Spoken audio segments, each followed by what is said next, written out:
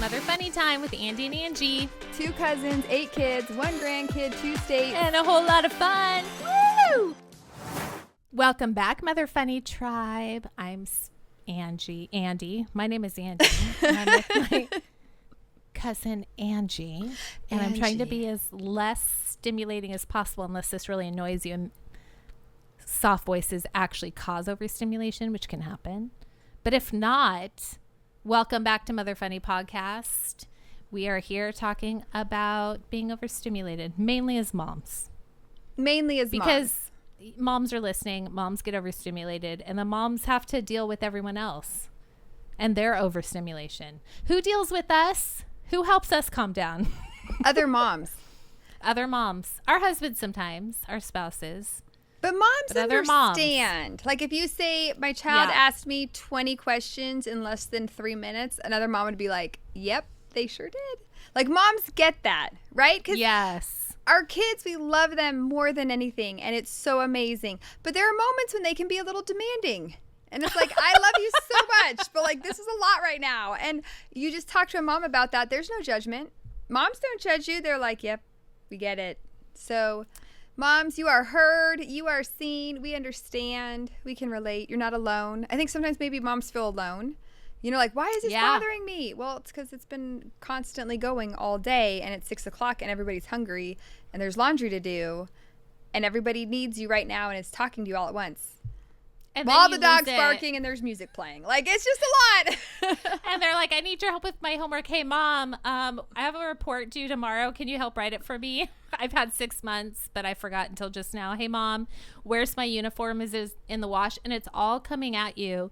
And then you're like, you guys, just stop. And then they all look at you like you're crazy. They're like, what is wrong with her? Okay, so my mom is super hospitable. We've talked about that, how my mom like has always thrown so many holidays and parties and birthday parties, always had people over. And if it was like a big occasion, like my mom would like set the table the night before and everything was very well planned out. And she was so good at it and so amazing at it. And Danielle was right there with her, like helping her out. Like those two together were an amazing team. And they were incredible. They could conquer the world.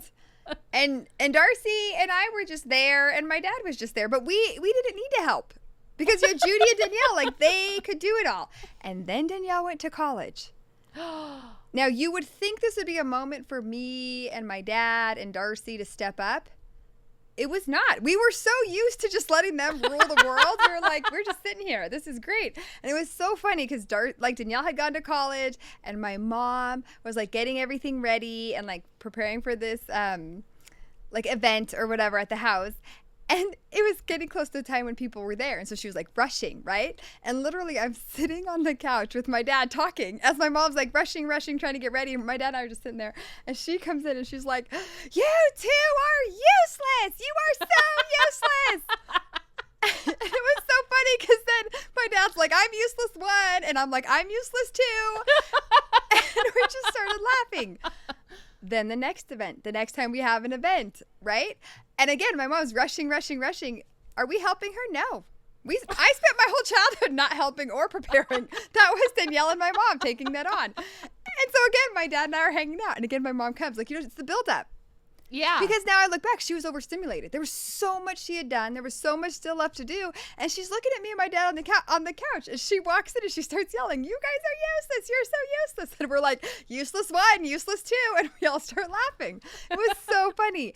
And so we thought it was funny. I think it took a couple times. We were hilarious.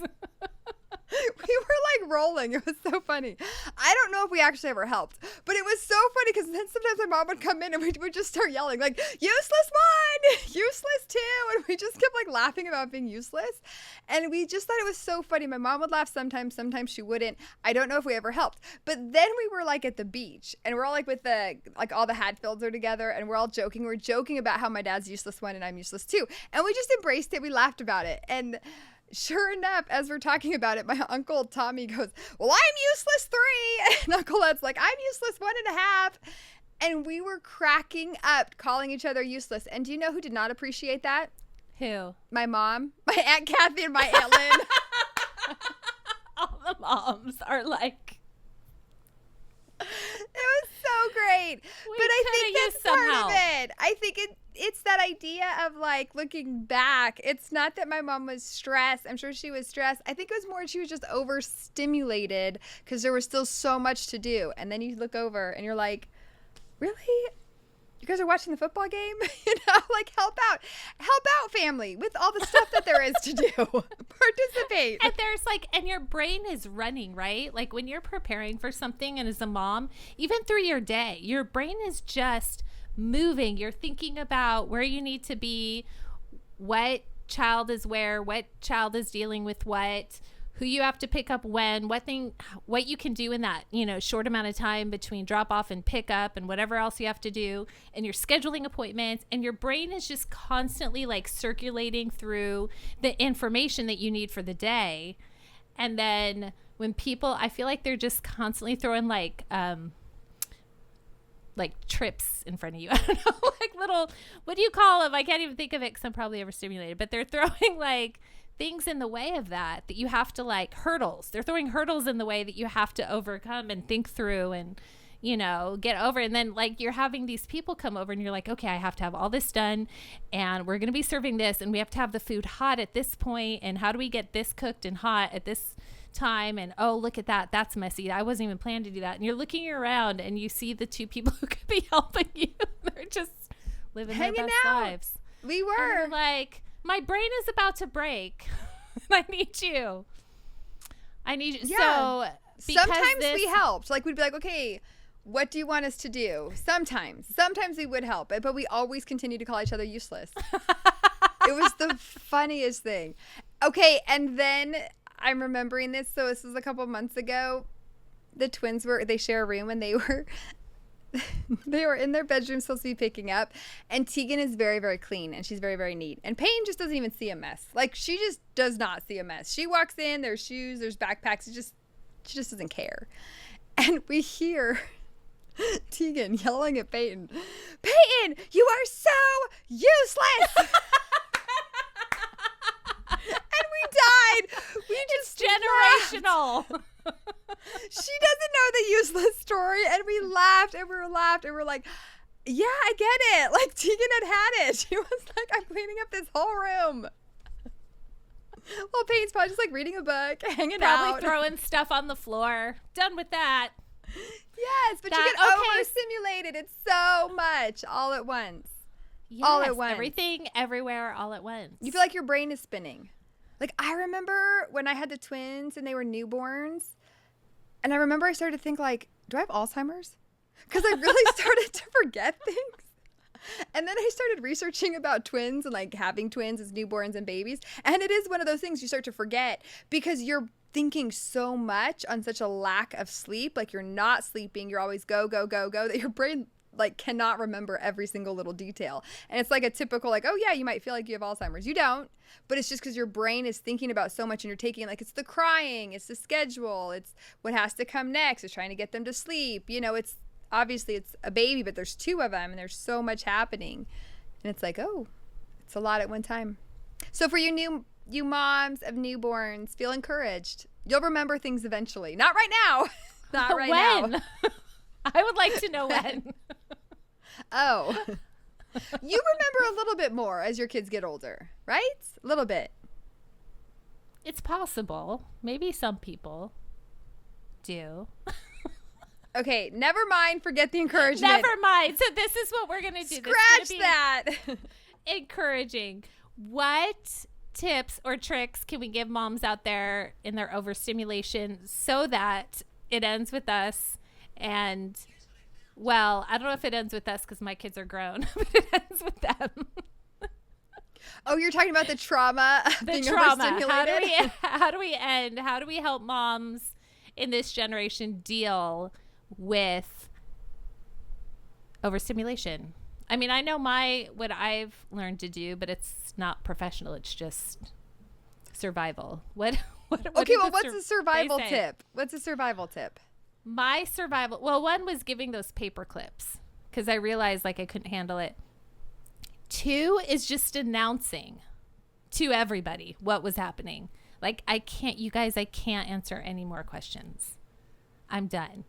It's usually just announcing before, without being upset, just being like, you guys, you need to handle yourselves right now.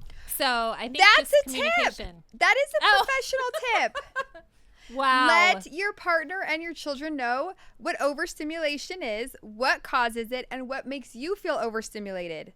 When as a mom, you're talking about your experiences and your feelings, it lets them know that you still value them, but you also value your own well-being. And they need to value your own well-being too. And they need to value their well-being. Yeah, I think my family, I mean, I joke about how they always said I was crazy. They never said I was crazy, but they would look at me like, your mom's just sensitive. And I'd be like, no, don't look at me that way. It's you people. But they're always really good about like trying to help. And my husband, he is great about me just telling him whatever, and he will not take it personally and be a helper. So that's nice. Because when you open up and you talk to them about it, it helps them be part of the solution and not the problem. Yes. See, when my dad and I were just sitting on the couch, not helping at all, we were part of the problem. I think laughter was the solution. Like, we bring the fun. Sometimes. You know? Sometimes you just need the fun. Also, sometimes you need the help. We did not offer it. You could have had both. We never learned. That's what's so funny. If there, to this day, if there is still like something happening, you will still find me and my dad sitting down, and you'll still see my mom busy, and we'll just be like, "What's up, useless? Yep, still here." Still here, doing my job. But now my mom and Danielle live close to each other, so it's okay. They've got each other. The power team is back. That's right. Mom has her thing. Well, I think even like, say, getting ready, even though, again, it puts more pressure on the mom to do this because you have to think of things for people to do, but being like, okay, what is overwhelming me right now? Like, what is too much right now? Hey, it's this. And then asking a child or spouse, like, this is too much for me. Can you handle that? And like Chris, my husband's really good about that. I'll be like, dude, and he knows. Now he even knows, like, what is really helpful for me because we've talked about it. So he'll just do it. And that's the best. When people don't have to ask you and they just do it, that's like the best gift anyone can give. I love it. I want to be that way. Having someone ask you, how can I help? I love that question. How can I help? I don't ask that question to others. But if that's a good question. How can I help? But I like what you're saying. When they just automatically know what to do. Super helpful. Yeah, because even sometimes how can I help is a great question. But sometimes when you're at that point and somebody's asking you, like, hey, what can I do? What do you want me to do? It's just one more thing to think of. It's one more thing. It's one more question. It's one more problem to solve. And you're like, I don't know. Like, sometimes when I'm really overwhelmed and people ask me at that moment, I don't know. And I shut down. I'm like, I don't know. Just whatever. I need to do this. But if you were to ask me before I got to that point, perfect. Or if you see that I'm at that point and you just start helping somewhere, like you see that there's a sink full of dishes and you start washing them, come on. Like that's what I mean. Like when you see something that you could be helpful with and you just do it, amazing. If you don't know, fine, like bring them coffee like before. Instead of being like, okay, figure out what you need me to do. Because that's kind of what you're saying, even though that's not your heart. You're like, figure out what you need me to do right now in the midst of your brain being overwhelmed. Bring them like, give them a coffee. Give them a pat on the back. Give them some chocolate. And then once they've gotten down a level, be like, I could do these dishes. Or let me clean that up. Or you're doing such a great job. This is amazing. I would love to be a part of it if there's something I could do right this minute that would be helpful. You know, like something like that. I think in the preparation part, maybe my dad and I needed a chore chart. Like we needed a list beforehand. Like Yes. my mom's planning the event. Like we needed a list. Like Well, Dean and Angie, this thing. is your job. Like you Useless guys set one, the table. Useless two. I mean, it's so funny. This is years. This has been years and years going on. And we still call each other useless 1, useless 2, useless 1.5, useless 3. Like it's It just is funny. Okay, but when we're talking about scheduling or when we're talking about chore charts or lists or seeing someone's need, a good strategy could be scheduling your days with less. Like if you're noticing that your agenda and your schedule is too much, it might be time to like cut some things out. Like really looking at like what has to happen. Like I know I was kind of experiencing this right before school because there's so much you have to tackle. And then all of a sudden I thought I cannot do all of this in 2 days. And so I just had to kind of make the list and then say, okay, I had to scratch out something like, okay, I can do these in 2 weeks. You know, I can do these certain things in 3 weeks. Like I don't have to do all of this stuff right now, or kind of spread it out in what can you do in the morning, what could you do in the afternoon, in the evening. Sometimes moms are like, I just have this list, I have to get it all done. And it's like, well, can you spread it out throughout the day, throughout the week, throughout the month? You know, we're always kind of on the go and that rush of life, which is great. Some people thrive on chaos. However, we won't name names. Someone who just got an extra dog. Sometimes you need to have a break, a little bit within that day to not have to do so much. Moms, though, another strategy, and I struggle with this one. I think all moms do. So I think a man came up with this suggestion personally. Because this one's easier said than done. Quit multitasking. Moms cannot quit multitasking. What? That's ridiculous. Men can quit multitasking. Men can they multitask? That's a good question. See, that's a question. Some can, most can't. So I think a man came up with that. Like you could totally say, like, Mom, just stop. It's just stop. like, just calm down. Just chill. Just don't worry about. Like I know I've had these conversations with, and there's been men in their room where I've been like, this is hard and this hard and this hard, and they're like, well, just don't care about it. I'm like, what? Not a solution. How do you just live that way? Oh, okay. I just won't worry about my children. It's fine. It's fine. Is that all I needed to do? Good luck, kids. Mommy's overwhelmed. I'm overstimulated. I'm not caring anymore. I'm stopping. I'm not multitasking. My multitasking. headphones, watching my shows. That's a strategy, actually. Noise canceling out headphones. Yes.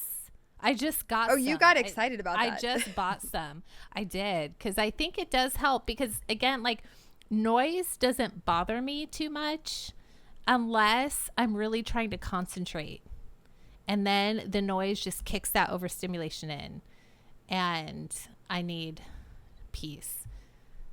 Like I know there were times when like I remember just having the hardest day, and I'm listening to this music and it's just soothing me and it's kind of bringing me down.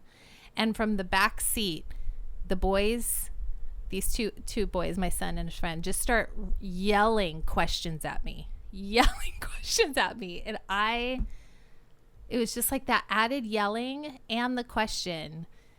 I was just done. And it's not like they were doing something naughty or being bad, but I had lost it. I was overstimulated. What I should have done was take these practical tips. Just put in some moment. Noise canceling out headphones. Turned off the radio. Right. Everybody quiet. Have you ever played the quiet game? That's where it came from. Is trying to deal with I hate that game. Did they do that to you? All the time. You were the recipient. I was the kid that'd be like, let's play the quiet game. Okay, I made a noise. I'm done. Okay, let's talk. Like I would just, okay. And then I'd start talking. I'm not playing it anymore. I lost. Yeah, no, I get it. You're going to love this tip. Andie's all about this, you guys. Practice preemptive self-care. Right? Self-care, yes. Everybody's talking about it. Everybody, preteens especially. Yeah, facial self-care. They do facial masks. They have their amazing sprays. They're all going to look 12 the rest of their lives with their skin just amazing. It really is incredible. And it's kind of soothing. Like it's the whole process. This like skincare, self-care, taking bubble baths generation, they're going to look amazing their whole lives. They're going to be so calm. But part of that, right, is prioritizing your wellness, your overall well-being. That's good for moms. I think moms struggle to find the time to practice self-care, or there's always something on our list to do that we could be doing instead of self-care. But I like the idea of preemptive. It almost gives you an excuse. Like, I have to. Because if I don't, I'm about I could to have a really crazy moment. Or just waking up early. I can't. That's not my part of mine. But I know I don't either. But I know women who do that. Like, they get up early just to have that quiet peace with no rustling, nothing. I need sleep. We both need sleep. That's part of our self-care. But some people just need that morning quiet. And I think there's people who get overstimulated by being around people, and they need alone time. And I think they're really good at it. I think all the people I know that are like introverts that have to be around people are really good at just peacing out. They get overstimulated. They know their point. Yeah, like they know. Most of the people I know who are like that, but if they have to be around people, like they're in a situation where they're like at a camp where they're like sleep away for like 5 days or whatever, and they can't get away, they usually end up in tears at some point because they're just like done. So finding that, even if that's your child and they are going somewhere where they're going to be like at a camp, just being like, make sure you get some time with maybe bring those headphones and give yourself a few minutes every day. See, and again, that's preemptive, right? Preventative, preemptive. And I think this generation coming up is totally sensitive to that. Like, if you were to say that, like back in our day, they would have bullied you for saying something like that. They would have teased you relentlessly and made fun of you and called you names. This generation would be like, yeah, dude, we get you. Like, I think that's how we're moving forward. But I love that preemptive. Okay, we're almost done. We are. Give us some real more. Quick. Moms, put down that phone.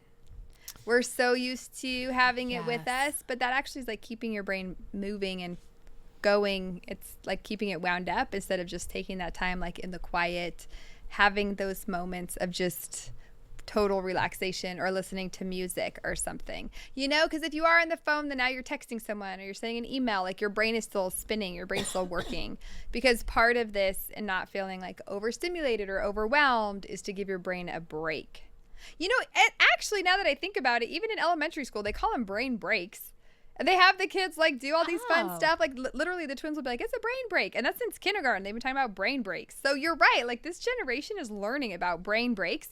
And so kids are doing that. But it's like, maybe as moms, we need to take a little bit of time away from our cell phones for nothing. Except your kids are still there. So make sure that they're safe. Yeah, I think that's fantastic. This generation is going to be so good at it. Okay, I'm just thinking of our childhoods and how little people cared, like how little the school would have cared. Like, literally, we had some of the most traumatic things happen in schools, and our school wouldn't even mention it. Like when the Challenger exploded. We were in classrooms. You're talking about this right now? Yeah, we're talking about the Challenger right now. Because your kids have brain breaks. Our teachers, we had the Challenger explode, and they were like, "Oh," and just turned off the TV and went on with the day. Like, it was. They did? Like, yes. It was like maybe a teacher might have mentioned something. I don't even remember. But yeah, it was never talked about. I had my lab partner in high school had like tragically passed over a weekend, and the next day, not a word. Now the schools are so good. Like we had, that's just my little side note. You can cut this. You like took this down, but you know what's going to help lift it up? Journaling. Journaling helps you not be overstimulated. So Andie's going to talk about her Challenger experience and watching the Challenger. She's going to work on that tonight. I'm going to journal it. She's going to put on her noise canceling headphones, put her phone down with her journal, and write about where the Challenger exploded. I mean, it's great that you want to talk about that in this podcast, Andie. I know what I want to talk about is how good kids have it now. How people care. Of Of all the things you could talk about, like of all the traumatizing things, you're going to go right there. Well, we have to process it now because it sure wasn't processed back then. Okay, good point. Okay, anyone else listening that wants to discuss this, Andie would love to discuss that with you. Let's talk about it. It is a good point, though. You're right, because I think that was kind of our generation. It was like, just keep going. Like, it's fine. And it's like, whoa. That really wasn't fine. That was total tragedy, and Andie's going to bring it up 35 years later on the podcast. You're welcome, everybody. That's great. No, you're welcome. Generation is amazing because, like, I do drop off. I drop off my kids at different campuses because they're in different schools and different grades and everything. And Ryan drops off some of the other kids. Like, we have a whole system. Anyway, and so I drop off the twins, and that is kindergarten through 4th grade. And you kind of like. I do it a little bit different because it's me and this is my 8th year. But since the very beginning, so this is like 8 years now, 7 years, but like 8 school years, like I drop off in the front. And so I go in the front and then I park and then I walk my kids to the door. I have done this now. It's my 8th school year. Okay. Never been an issue. Actually, when Riley started in 2nd grade at this school, I actually used to walk her all the way into the school and to her classroom. I mean, that's how amazing it was. But security and stuff like that kind of changed over the years. No one ever really does it at the beginning. As the year goes by, some people will do it just a little bit, Anyway, it's funny because the car line to the right, they're kind of stuck in this traffic, right? Because they're like kids are getting out in one specific spot. I'm on the left lane, so I can pass them all because I'm parking. Everybody on the right is doing carpool. I'm doing left lane, so I'm parking. And today, someone went sideways, so I could not pass them. And I was like, oh, you know what you're doing. They thought I was going to cut everybody off, but I wasn't because I'm going to the parking lot and I am going to park. I'm not going to stay in the carpool lane. I'm going. So they sat there until like they couldn't move anymore. And then they they couldn't do that anymore and hold up the traffic. So then they continued and everything was okay. Well, then somehow 2 parents came in the wrong direction and then I couldn't even park because like the person was wrong. And then another person parked horizontally. And I'm like, you're a driver. You know how to park in a parking spot. Like today, parking at like to drop off kids, it was insane. The whole thing was madness. And like I saw a friend and she was there like, what in the heck is going on? Like this car I couldn't get by. This car parked horizontally. This one like went in the wrong way. Like it was just all madness. Okay. Total chaos. Then I go to drop Riley off today. Do you know what? I have to turn left into the high school parking lot to then like take her around. Guess what? The high schooler coming the other direction. They stopped before making a right and they let me turn left. They waved me through. And I was like, are you serious? This is amazing. These high schoolers have more manners than these kindergarten parents. And then as I was leaving, I dropped Riley off and I'm going around the schools, doing what I'm supposed to. And I had to turn right, to get onto the main highway. Not a big issue. Like I knew I'd get there eventually, but there's all these cars passing. And sure enough, a high schooler does what? They stop and they wave me in the car behind me so we could turn right. It's this generation. Glorious. That is so kind. That is so loving. And I was like, I cannot believe my whole drop-off kids experience went so much better at high school. Because you think like crazy high school drivers, and like they're all new drivers and all this stuff. And it's like, no, there's some kindness. Still have fear. Maybe they fear the minivan. They know it's a mom. The minivan. They're not overstimulated yet. All of the moms in the kindergarten drop-off line are overstimulated. And they're not. They need to take these tips and tricks. Listen to soothing music on the way. Have a no questions policy unless it's very important. I don't know. We're out of time. I knew a kindergarten teacher that had like a picture of a person that was super cute, like taped to their wall in kindergarten. So if ever a kid wanted to tell a story, they'd be like, "Oh, go tell the story, little kindergartner," to like their little like drawing of a person. And they like named it, and it was super cute. Like it was this cute drawing, and so I'd be like, "I was like, oh yeah." So like the kids would go and tell the drawing on the side of the wall, and everybody was happy. The kids got to share their story. Teacher got to keep working and focusing on teaching a class. There's strategies. There's so many strategies. There are strategies. Wow. But we have to recognize it first. I think that's the first thing moms have to do. Like if I'm having this emotion, what's the cause of it? It could just be you're overstimulated and you just need to take a 5-minute break by yourself while your kids are safe. Yeah. Always making sure your kids are safe. Put a helmet on them. Give them a Sit helmet. on the couch. Play with their Legos. Yes. Well, if this has been helpful to you, like and share. YouTube. At Mother Funny with Andie and Angie. Check one. us out on YouTube. We at have Mother Funny. a good amount of. We just are so thankful for all of you who've liked and subscribed to our YouTube channel. It's growing. And this is great. Mother Funny Tribe. Andie, anything else you want to process while we're here talking about this? I need a cute drawing on the wall that I can go process all my information with. No, it's okay to do when you're 5. If you're an adult doing that, there's something else. It's too late. It's too late. We need a new strategy. That's a strategy for 5-year-olds. You might need to come up with a different one. A different one. Well, preemptive self-care. That's your strategy. That's my strategy Sometimes from now on. Just taking 5 minutes to sit down and drink coffee Absolutely can make a huge world of difference. Like, hey, kids, you color over there. I'm just going to sit here and drink coffee. And I have said that to my kids. Like, I just need to sit here for a second, like, drink this coffee, and then we'll all be okay. Everyone's I'll gonna have make caffeine. I have my 5-minute break. Because sometimes moms gulp coffee, right? We just down it. But sometimes I know, you burn your throat. It's a whole thing. Yeah, it's all right. good. Till next time, everyone. Bye. Bye.